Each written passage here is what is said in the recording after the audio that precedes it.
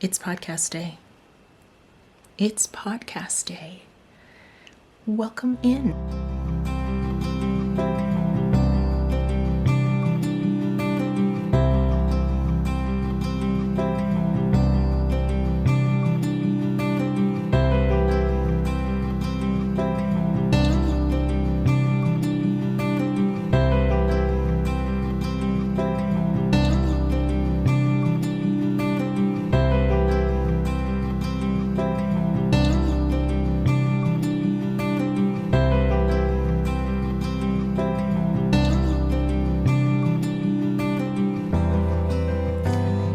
Dear friends of mine, welcome to the heyBrownBerry I don't want you to be confused about where you've landed. Welcome to the heyBrownBerry podcast. I'm not even going to edit that out because I'm not sure what happened there, and we experienced that together. I'm so glad you're here. Thank you for coming back if you've been here to visit me before, and if this is your first time joining me, cheers to that. Thanks for stopping by my little corner of the internet. I am, as usual, going to talk a little bit about my making journey and what I've been up to. It's December 29th, 2020, and it's that in-between week, the one in between Christmas and New Year's Day. It's a bit of a time warp, a little bit strange. I work full-time, and so I have some structure around my days in terms of that. But otherwise, it's a little wobbly. Do you feel that too? This episode is mainly going to be about a couple of things. I am very, very lucky that one of the things I can do even while working is continue my passion with natural dyeing. I love to dye with plants and with food waste, and I go in spurts when doing that. So I'm going to talk a little bit about my dye pot distractions, and I'm saying that I'm lucky because really a good sturdy pot and the plants do all the work for me. I can typically set it and forget it when it comes to natural dyeing, and that's a great thing. Prep the yarn, put it in the pot, let it simmer on low heat for a period of time, and then come back later and look at pretty colors.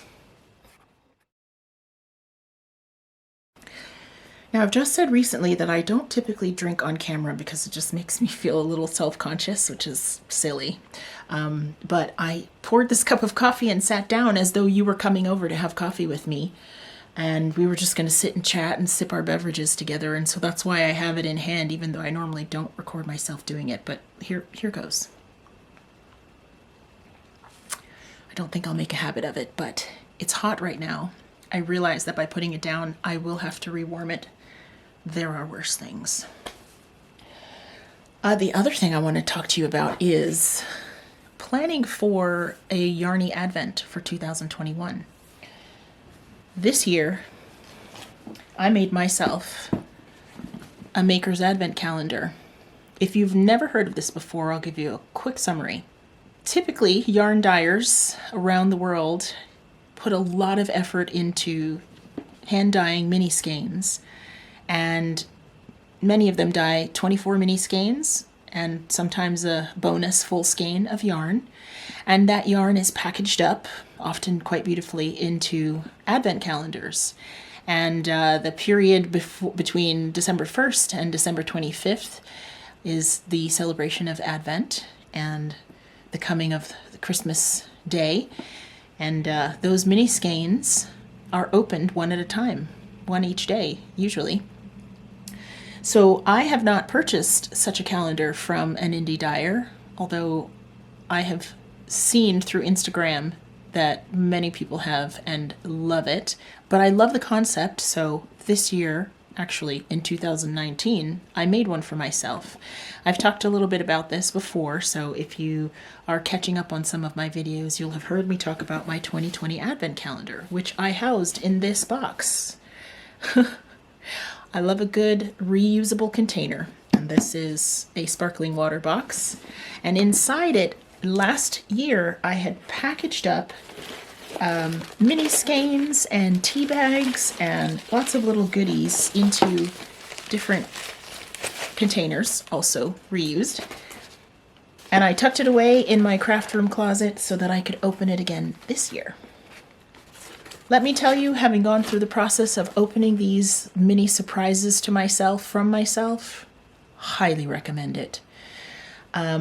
It was an affordable option for me because what I put in here were mini skeins from my stash, small pieces of fabric to inspire me with some sewing. An embroidery project was in there, a small one. And I actually even included a little package of dye powder. And I dyed up a skein with Kutch dye powder. And that was fun. That was an easy little treat for the day. So each day I opened a package with a small amount of yarn or some other treat. I enjoyed it so much.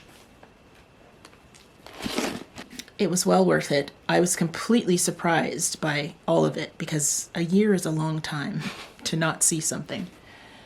Most of the mini skeins that were in there went into this crochet project. I carried many of them double. They're pretty squishy and thick. This crochet project will continue. It's a granny square, and I'm just going to keep working in rounds until it gets bigger and bigger. Maybe a hefty lap blanket size. We'll see. So, because I enjoyed that process so much, I've decided I'm going to do it again for 2021, and I wanted to share a couple ideas with you. And maybe if you'd like to make your own advent calendar, you can start over the next few weeks gathering things from amongst your making materials. For my 2021 advent package, I decided that instead of just putting in making materials that I would then use together in a project, I wanted to go a bit low-key, a bit low pressure, low stress, and get a bit creative. So I took the package from a set of Russell Stover chocolates that I've been enjoying this season and reused it for my advent calendar packaging. Now you can see that this is going to be fairly small, so it's not going to be yarn. On the front cover, put a nice big Christmas tree sticker and a Merry Christmas sticker. And what I've put inside this chocolate box, because conveniently it had 12 little sections in it, are a series of advent prompts for myself. So the tray that used to hold chocolates, delicious ones, is now being used to hold small pieces of Christmas card paper that I cut out from old Christmas cards. Fun fact, I'm a former scrapbooker, so I have a lot of little tools for cutting out shapes, and I decided to use them to turn this Christmas card into small love notes to myself. And they say things like, clear 20 emails from your inbox. And they say things like, here's one, it's shaped like a star. This one says, write down 3 things you love. I like that one a lot. What about this one? This one says, share a 2021 photo memory. So I could do that on Instagram or on Facebook, or I could share it here with you on YouTube. So I've essentially put 2 little prompts into each of these 12 sections so that I can turn to them. I can open this box each day, pick one out, and do what I'm told. And the reason I did it this way is because what I wanted was something that was easy to accomplish each day and something that I would enjoy doing, and call back to this time a year before and what I thought might be important to remember during the Advent season of 2021. Now, the Christmas tree on the front of the box is also going to be part of my daily ritual. So what I've done is I have a little package here, my Christmas tree decorations, and I put inside small stickers. Again, with scrapbooking, you accumulate a lot of cutesy things. There's small stickers in here, little stars and holly. Things that will look really cute on a Christmas tree.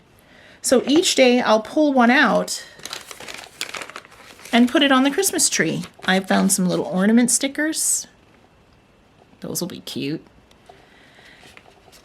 And putting one on the tree each day will be fun. It'll be like a tiny little tree decorating ceremony.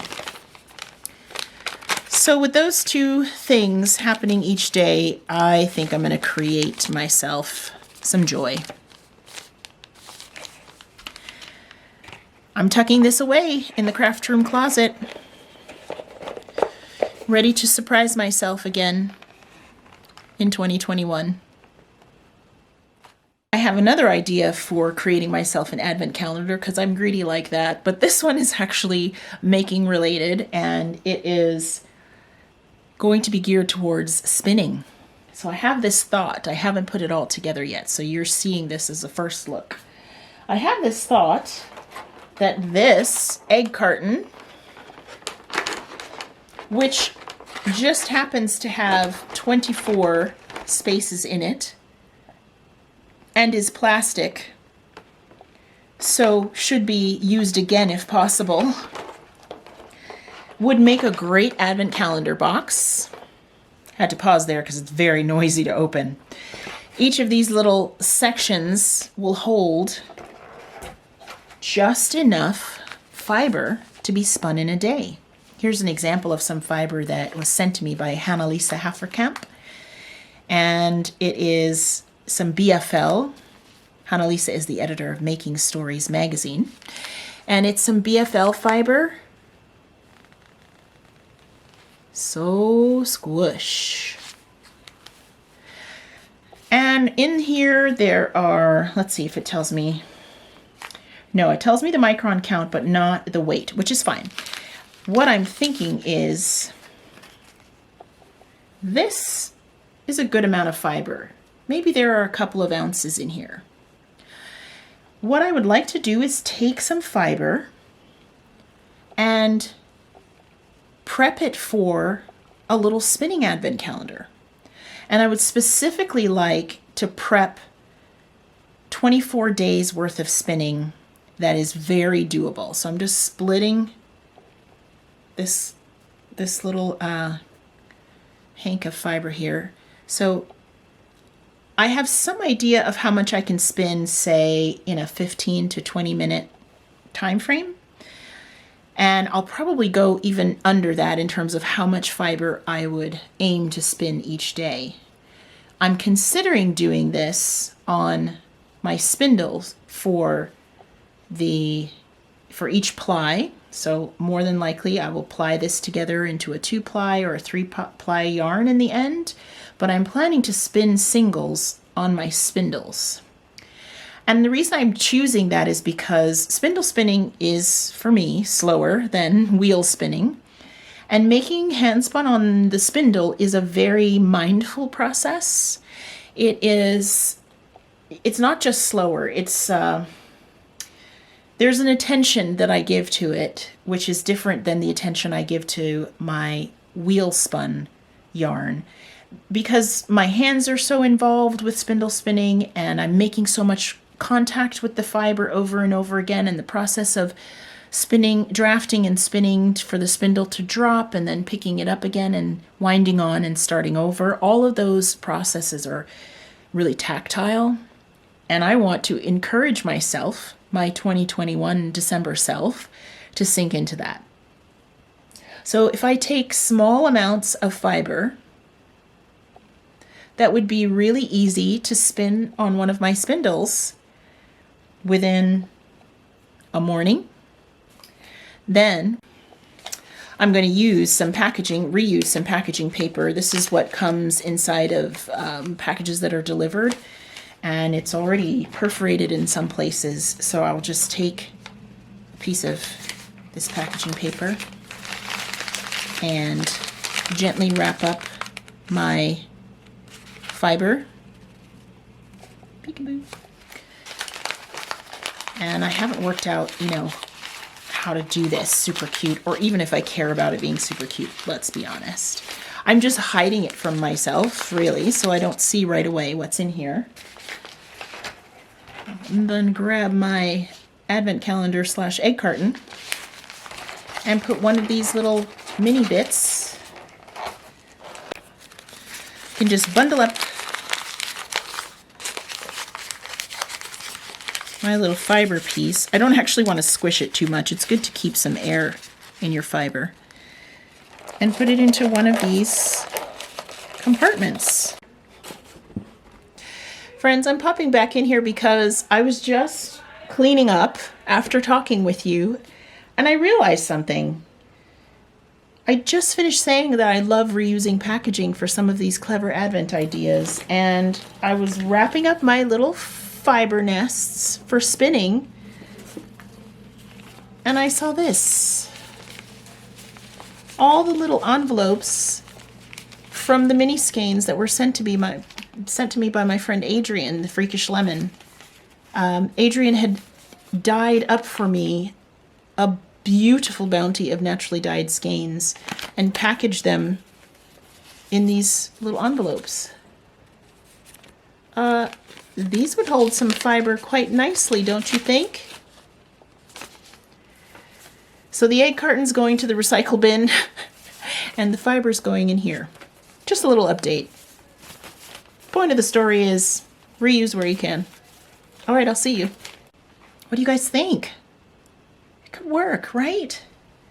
So what it means is I just prep 24 little bits of fiber, and I will tell you, I'll probably do 2 different breeds, 2 different types of fiber, but I'm going to be specific about using undyed fiber, because what I would love is to finish maybe a 2-ply skein, let's say, at the end of the Christmas period, like right in the Christmas Eve, Christmas Day time frame, finish up applying the skein, and then dye it.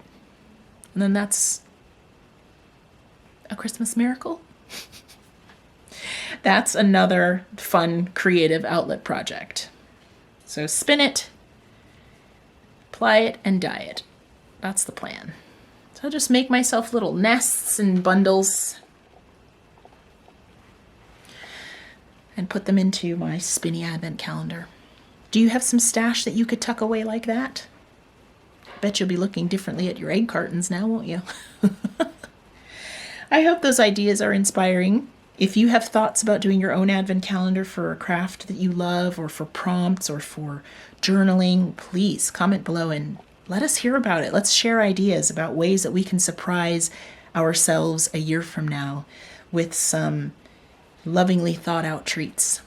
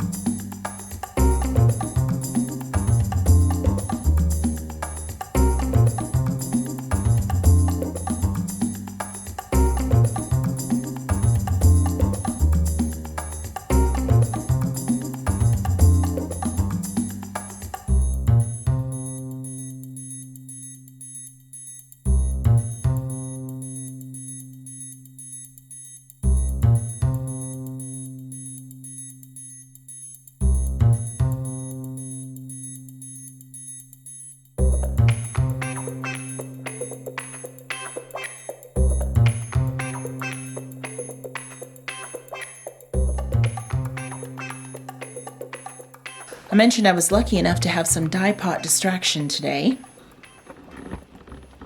Let me just adjust you a little bit.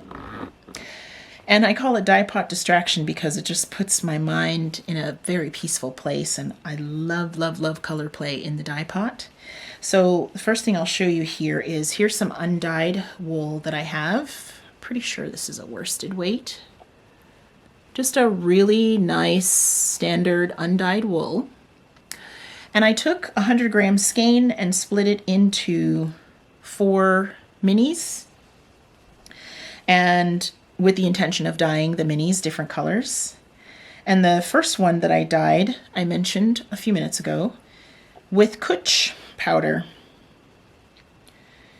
I had a powdered extract from Kutch, it's a plant extract,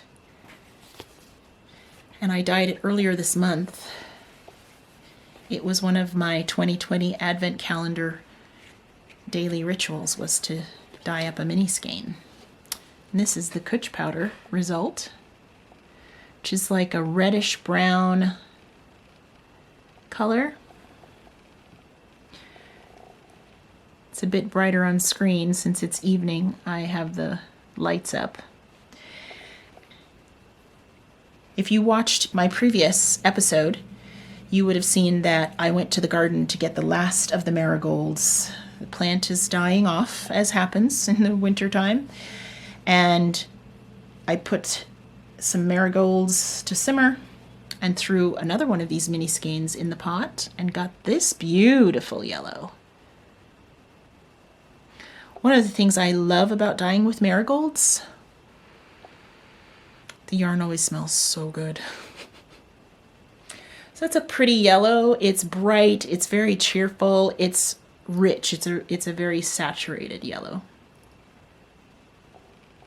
Like most plant dyes, the colors very often go beautifully together. So me being me, I threw another mini skein in the pot today. One of the food waste dyes that I love the most is onion skins. We save our yellow and red onion skins so that I can use them for dyeing and then compost them when I'm done. And they make a very deep yellow as well, almost an orangey yellow. And I decided that I would take that and modify it a bit with a little bit of iron sulfate, and you get this color. I went to pull this off of a branch where it was drying outside so that I could show you. Onion skin plus iron makes a gorgeous green. Iron as a modifier for yellow colors is great for getting different shades of green. And it kind of deepens the color and gives you this rich, in this case, this rich kind of olivey green. Love it. So now I want to show you them all together again. So here they are, the undyed marigold, Kutch, and onion skin plus iron.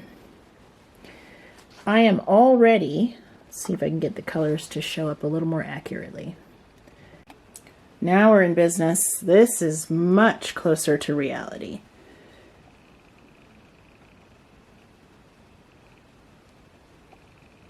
So I'm already imagining some stripes or color work